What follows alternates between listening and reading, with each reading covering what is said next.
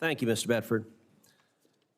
As I mentioned in my opening statement, no FAA administrator has served the full 5-year term since Administrator Michael Huerta left in 2018.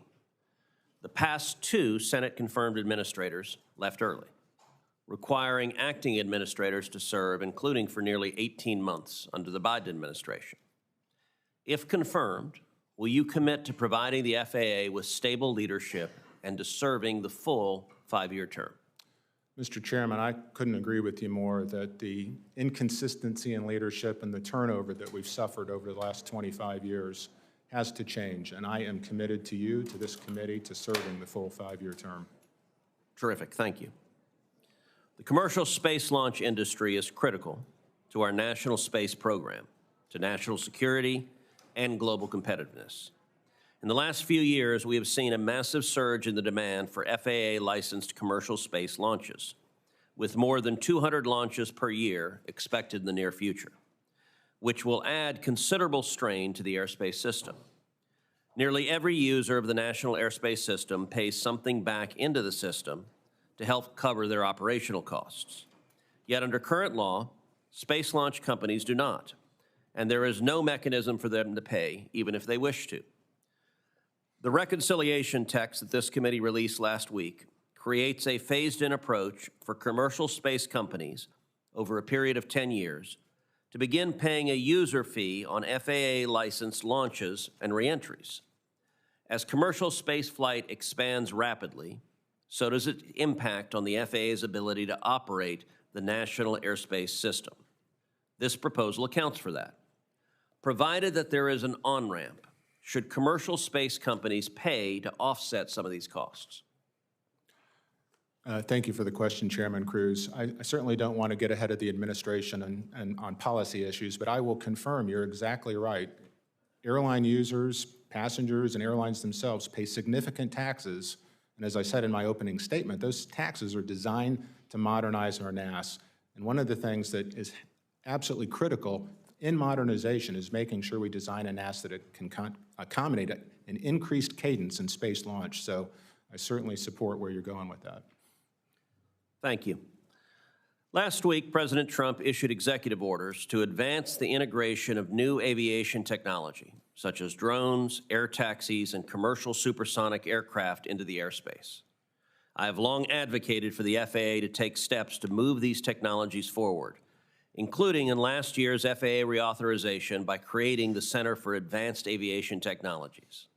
Secretary Duffy recently selected a consortium led by Texas A&M to manage the center in the Dallas-Fort Worth Metroplex, with testing corridors located throughout Texas. Will you commit to leveraging existing resources at the FAA, including the Center for Advanced Aviation Technologies, to implement President Trump's recently issued executive orders? Well, despite my connections as an alumni of Florida State University, I would be more than happy to work with the folks at Texas A&M. I think research and design is critical. Technologies are moving at light speed now, and what we can't allow is for the FAA to hold it up. We need to be part of the innovation and not part of the problem. Thank you. In January, as we all know, an Army Black Hawk helicopter conducting a nighttime training flight collided with American Airlines Flight 5342, which was on final approach to DCA. All 67 passengers and crew on board both aircraft were killed. In the months since the crash, we have learned more about the poor design of the airspace that created a, quote, intolerable risk to aviation safety, according to the NTSB. Republic Airways is one of the top regional carriers at DCA, and indeed had a flight involved in a go-around involving military aircraft earlier this year. If confirmed, what actions would you take specifically to improve the coordination between the military and the FAA, especially around DCA? Thank you for the question, Chairman Cruz. First, I'd like to congratulate both yourself and Ranking Member Cantwell on your recent introduction of legislation to demand the investigation from both the Army IG as well as the Inspector General.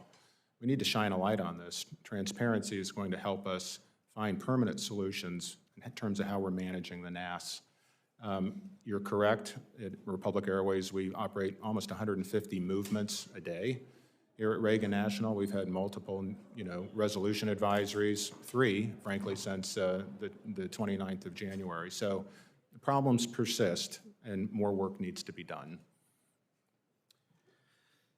In May, Secretary Duffy announced his plan to modernize the air traffic system. This committee will provide the FAA with over $12 billion for the most urgently needed improvements, such as replacing the outdated telecommunications infrastructure that broke down and has caused persistent issues at Newark International Airport. What specific accountability mechanisms would you implement to ensure that the FAA is successful in this modernization effort? And additionally, how would you track and verify that real progress is being made?